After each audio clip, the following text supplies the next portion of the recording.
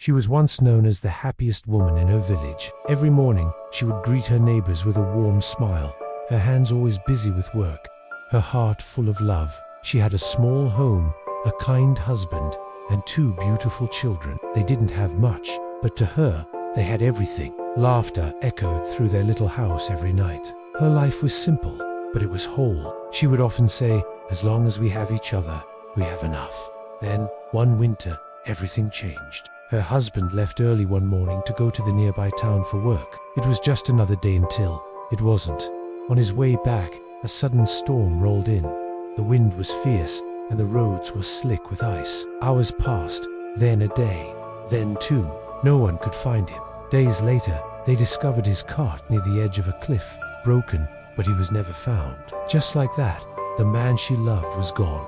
She didn't have time to grieve. Her youngest child fell ill soon after. With little money and no one to help, she did all she could: old remedies, prayers, even selling the few valuable things she owned to buy medicine. But the illness was stronger than her hope. Her child passed away in her arms on a cold night filled with silence and heartbreak. Only her older son remained. He was her reason to keep going. She poured all her love into him. But grief changes people. It changes the way you see the world. He grew distant, angry, lost. One night, he left after an argument and never returned. Some say he went to the city to find work. Others whispered darker things. But she never saw him again. In a matter of months, she had lost everything: her husband, her children, her peace, her joy. People in the village watched her change. Her once bright eyes became dull. Her hands, once so full of purpose, now trembled when she tried to do simple tasks. She barely spoke. She barely ate. She would sit on the steps of her empty home, staring at the road, as if waiting for someone who would never return. Many believed she had lost her mind. They offered help. They brought food. Some even offered to take her in, but she always said the same thing: "I just need time." So they left her alone. One morning, she found a small, torn book near her doorstep. It had no name, no owner, just worn-out pages filled with thoughts, prayers, and questions. She didn't know who had left it there. Maybe it was a mistake. Maybe someone thought she needed it. Either way, she opened it. At first, she only read a page or 2. But something about the words pulled her in. They didn't tell her to be strong. They didn't promise that things would get better. They simply said, "Feel what you feel, but don't forget you're still here." That line stayed with her.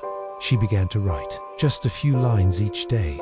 Her memories, her sorrow, her hopes, though small, still alive somewhere deep inside her. It became a ritual.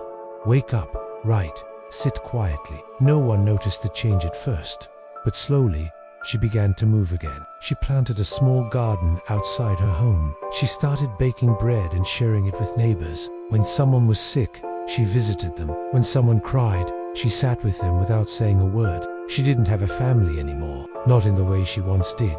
But she had something else now: connection, a quiet strength, a voice. She had discovered that when everything is taken away, what remains is who you truly are. And who she was someone who could still give, still care, still heal. Years passed. People in the village began to seek her out, not out of pity, but for her wisdom, for her calm presence. Children would sit near her garden and listen to her stories. Young women came to her when they were afraid. Men came to her when they felt lost. She never claimed to have answers. She simply listened, and sometimes that was enough.